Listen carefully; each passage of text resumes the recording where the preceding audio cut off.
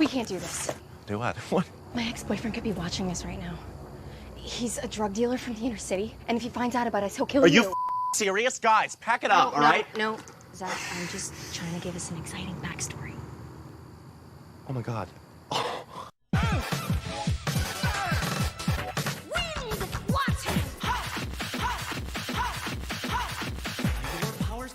Zach Stone is Gonna Be Famous was a sitcom that aired on MTV in 2013, starring a then 23-year-old Bo Burnham. If you don't know who he is, kill yourself. But for real, do yourself a favor and check him out. He first rose to fame as a teenager on YouTube with classics like My Whole Family Thinks I'm Gay. My whole family thinks I'm gay. I guess it's always been that way. Maybe it's 'cause of the way I walk that makes them think that I like boys. And his several highly acclaimed comedy specials are the only reason to buy Netflix.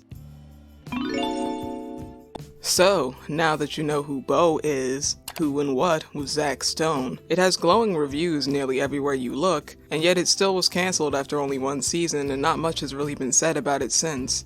It's a shame, because I think it's a lovely and smart program that was ahead of its time in some ways and really should have gotten its own cult following. In fact, I have some theories as to why it didn't, but we'll get to that later. First, let me introduce you to what this show is about. Zach Stone is an 18-year-old kid who just graduated high school, but while all his friends are going off to college and trying to get jobs and navigating the real world, Zach has other plans. He's gonna be famous, so he has a reality camera crew following him around everywhere, documenting his life as a pre-celebrity. Each episode, he tries a new scheme to draw the attention and fame he believes he's destined to have, and of course, always fails to achieve. Now, on surface level, this sounds like it could be an annoying character, right? Or your average, "Hi guys," vlogger.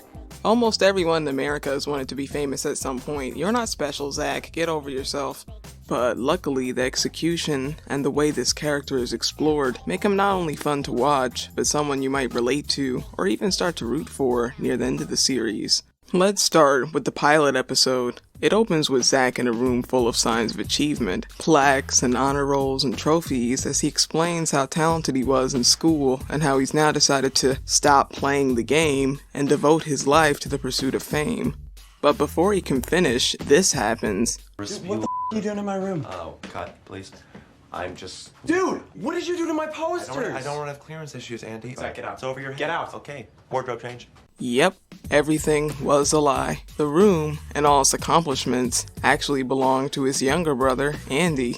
It's the perfect introduction to Zach. Almost everything he does is a performance, not reality. He doesn't find himself or his own life interesting, so he'll make it interesting by putting on an act, even if it means outright lying about who and what he is. It's the presentation that he cares most about. If he can get millions to believe in his fake version of events, it makes it more real and important to him than the actual life he's living. Take the next scene where he discovers a relative has passed away, and despite not even remembering who she was at first, he does this. I'm gonna take it again. What do you mean you're gonna take that again? Oh, Jesus. Zach. Really, Jesus? Really? Really? He repeats similar shenanigans throughout the episode, trying to make his high school life seem more impressive by telling lies. Greg and I, we dominated high school together.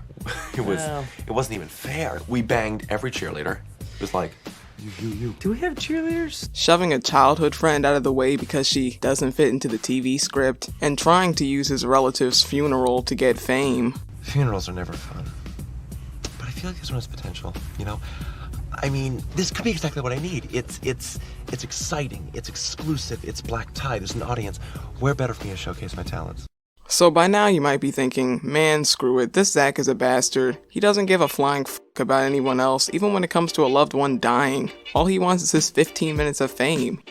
And you might be right, at least until near the very end, where something very interesting happens. It's a glimpse of the real Zach Stone, when he's run out of tricks to perform and stunts to pull. And he says this at his relative's funeral. Okay, Look, I know. Okay, this is not working. I don't... All right, life can be really hard. I've learned this week that you need to cherish people when you have them, because you don't know when they're going to be gone. It could be today, it could be tomorrow, it could be orientation week. Point is, you need to love people while they're here, because you won't get a chance when they're gone. That's it. Now I say until the very end, because that's where Zach's depth of character is really made obvious, but there have actually been glimpses that he's more than just an obnoxious attention seeker throughout the episode, which makes this pilot such a great beginning, in my opinion. We'll get to those in a minute, but first let's talk about the other characters, as you're probably wondering who the hell they are. First, we have Zach's family, his long-suffering parents, who try to just deal with every new situation Zach puts them in as best they can, and his younger brother, Andy. Andy and Zach have the time-honored sitcom trope between siblings. One's picture-perfect, good grades, academic and athletic, basically every parent's dream child, while the other is just a chaotic mess. Then there's Amy, the girl who lives 4 doors down, and she's been friends with Zach since they were kids. She's basically the girl next door trope personified, as the show itself lampshades. Great girl, but I don't really see how she fits into the show. You know, she's not the goth girl, she's not the cheerleader, and she definitely doesn't fit into the girl next door role. She actually lives 4 doors down. She's a very good friend to Zach, often serving as the voice of reason, and she's got a subtle, not so subtle crush on him. It's the only thing I know how to draw, so... It's perfect. You're the best. You're the best. And then there's Zach's best friend, Greg. Greg is pretty much the opposite of Zach. Doesn't care about fame, doesn't care about making himself look better than he is, doesn't care whether the cameras are rolling or not. Like Amy, Greg is more mature, realizing that fame doesn't necessarily come easy, and that there's more to life than being famous anyway. Now, back to the pilot, and why I think it's perfect. It sets up a lot of things in a short time. Take this scene from the beginning of the episode. Why are you... Dude, I'm trying to talk to you. Let's break and entering if you broke anything, okay? Why are you being weird? Not being weird. I've been running errands for my mom all week, so... Yeah, well, you practically peeled out trying to get away. Well, that's not my fault, okay? Because this car had a tune-up recently and is now equipped with... horsepower. Horsepower. Yeah. Zach, I'm going to college in a couple of months. Okay, you don't think I know that, Amy? Everyone's leaving. Okay? If I don't get famous, I'm gonna be stuck in this town working at a coal mine for the rest of my life. There are no coal mines here. Yeah, it's a figure of speech. Zach, you're gonna be fine. You're always fine. Yeah, how fine am I gonna be in 3 months when you're, you know, off at some frat party and I'm Oh my god, here comes the frat party. I'm just saying, cover your cups, okay? Because those boys are professional date rapers. It's rapists. Yeah, well, tomato, tomato. And just like that, a window of perspective opens. Despite his big shot attitude, Zach is actually very uncertain and insecure about his life decisions, whether he's made the right choice or not. He hates the fact that his friends are going to be moving on without him, and that life is changing. After all, why exactly does Zach want to be famous so badly? He could always go do something else while trying for fame on the side. Maybe develop one of his many interests. It's not like he's untalented. I can do anything. Okay, I can be a famous writer, producer, actor, director, dancer, crab fisherman, slut. Well, Zach seems like he's still kind of stuck in high school. He was never as cool as he wanted to be, and never got a chance to hang out in the cool crowd. But he thinks if he gets famous, he'll have a chance to shine in front of all those people he once failed to impress. Take Chrissy, a girl we meet midway through the pilot. She was the hottest girl in Zach's high school, according to Zach at least. Well, the harder the merrier, in my opinion. Hottest girl in my high school. And because he now has a reality TV crew filming his every move, he's easily able to get her to hang out with him, something that he flaunts around for cool points in nearly every episode. Thing is, Chrissy is basically the closest thing we get in the show to a female Zach. If Zach is your average annoying prank YouTuber type of guy, then Chrissy is an Instagram model or Twitch chick. You know the ones. She doesn't give a shit about Zach as a person. The only reason she's hanging out with him is because she wants to be famous, and she uses every bit of screen time she gets to flaunt her marketable sex appeal or whatever. I know I look like totally gross. I'm not wearing any makeup, but this swimsuit is from last year, but I only wore it once, so. You were wearing a bikini to the party. Bad girl. Daring. But in trying to catch up with this so-called cool crowd, Zach misses out on what's right in front of him. Amy, a girl who's not only a great friend, but who also has a crush on him and would probably be happy to be his girlfriend. Greg, another great friend who Zach might want to have as a boyfriend? Yes. Yes, yes! Alright, what are you making me do? You don't want to know. The relationship is funny. Anyway, while Zach's drive for fame might be new, his obtuse, come truck for attention behavior is probably not. Look at his parents' reaction on Zach's first day of reality TV filming. What exactly are you going to be famous for, Zach? You don't act or sing. You don't even have hidden talents. You give up on anything that takes patience or discipline. You quit piano lessons because the stool was uncomfortable. Okay, you didn't sit on the stool, so you can't talk. Or this, when Zach is trying to do a reading for his late grandma's funeral.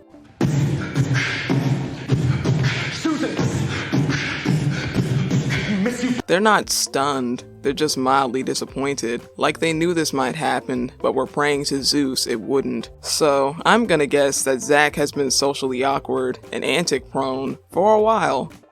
And then, add the fact that he also has a brother who's achieved more, and a younger brother at that. And while Zach's parents don't lean too far into the trope where they constantly compare their wild sibling to the well-behaved one, the whole "I wish you were more like your brother" thing, they do sometimes have a hard time believing it when Zach has a good thing instead of Andy. She looks popular. Yeah, she is. Hey, nice work, Andy. This is actually Zach's date. Don't be mean, Andy. No, really.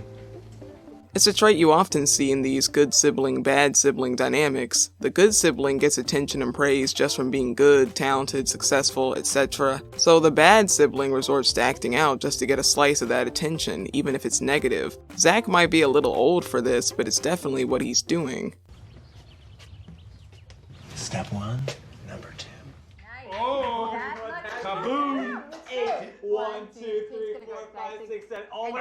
Hey, up! Yeah, you know what that is? It's 1200. Hello? Hey, honey. Hi. Anyone have anything to say to me? Could you get me a Coke from the fridge? Guys, I was missing for 26 hours. What are you talking about? What am I talking? So Andy's gone for 2 hours, and you're ready to call the police. I'm gone for an entire day. No one's concerned. The ransom video didn't scare you. Ransom video? Yeah. Wait, weren't you at Greg's? No, I wasn't at Greg's, okay? I had to stay in a mansion last night. Oh my, this is 26 hours of work down the drain. I cannot believe you guys. Do you even love me? Honey, you know what? Why don't you come on, play Monopoly with us? You can be the top hat. I don't want to be the top. Don't use the top hat. Zach, you love the top hat. I know I love the top hat. That's the point. Come on, Hassad. We're going. I'm winning. You're winning? Oh my God, you're winning? You're Zach. winning. Oh, what are you worried? You're gonna lose pieces? Are you gonna miss the pieces after you lose them? Are you gonna miss them? Zach.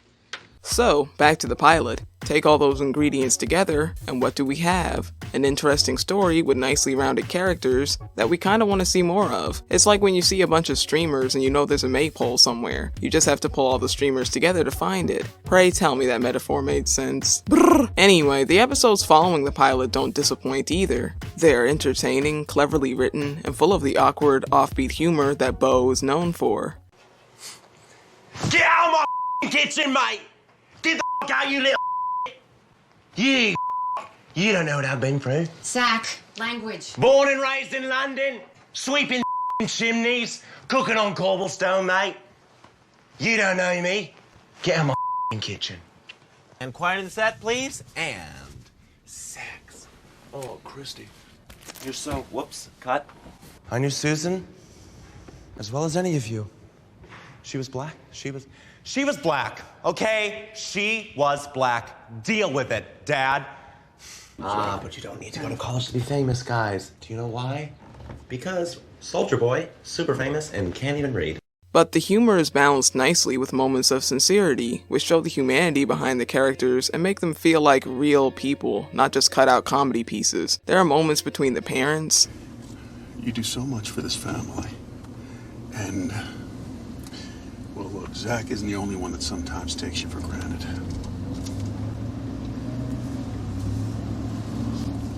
I kick some ass. You are a... Mighty. You are a badass. Mighty ass. You... Family conflicts. You know what? I'm sick and tired of my life dictated by a couple of, dictators, okay? For your information, Greg and Amy don't even have curfews anymore. Amy and Greg, let me tell you something about Amy and Greg, all right? Amy and Greg didn't throw their lives away to just stay home and play dress up and think of nobody besides themselves. Yeah, Andrew, Amy and Greg earned their freedom because their parents are actually proud of them. Andrew! Can you just put the camera down, please? And the will they won't they between Zach and Amy. I like you. Okay, like a lot. Okay, and that's not gonna change anytime soon. Zach, I'm going to college in a couple of days. Yeah, I get that. I know that. I'm not asking you to be your boyfriend, okay? I just think. I'm sorry. It's just a little weird now. It'll be better soon. No, it's really weird now, and you'll be gone soon. Even Chrissy has a genuine moment where she explains to Zach that she's not interested in him without his camera crew. I mean, I just thought we could hang out with other cameras around. Does that sound like such a horrible idea to you? Are you serious? You refuse to hang out with me without my cameras? Yeah. Really? Really? Then we're breaking up. We weren't together. Then you're fired. $20 worth of calls for nothing. We get to see Zach's triumphs and failures, learn little things about him as a person, and we get to see his core struggle in the show, trying to hold on to a past which is slipping away from him, clinging on to the way things once were. Every time anything about the future or change is mentioned, he gets irritated or sad. If your dad could do it over again, college would have opened a few more doors for him, okay? It's a safer choice, Zach. What's that supposed to mean? It means I want the best for you. That's all. Great. And in the end, we almost see him confront his unwanted future before a surprise happens at the end. So, you might be saying to yourself by now, yeah, this show looks pretty cool, but come on, there had to be some reason why it got canned. And to that I say, it's MTV. Enough said.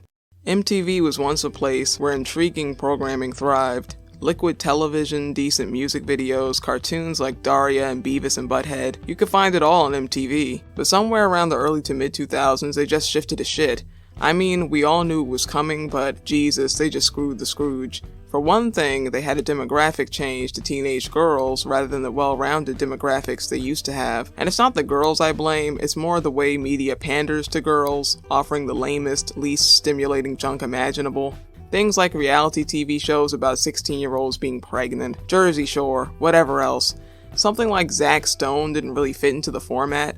If you look at what was airing on MTV just before Zach Stone premiered, it's nothing but cheesy sitcoms and reality shows. Saying that Zach Stone was too clever for MTV might seem reductive, but that's basically what it comes down to. And it's not like Zach Stone was this super intellectual piece of art either. It's just what I'd call a normal quality show, and the fact that it didn't do well on MTV ratings-wise is a stark reflection of MTV's shitty programming and the shitty audience they built around it. But MTV isn't the only thing, so let's go over some other factors I think contributed to Zach Stone's downfall.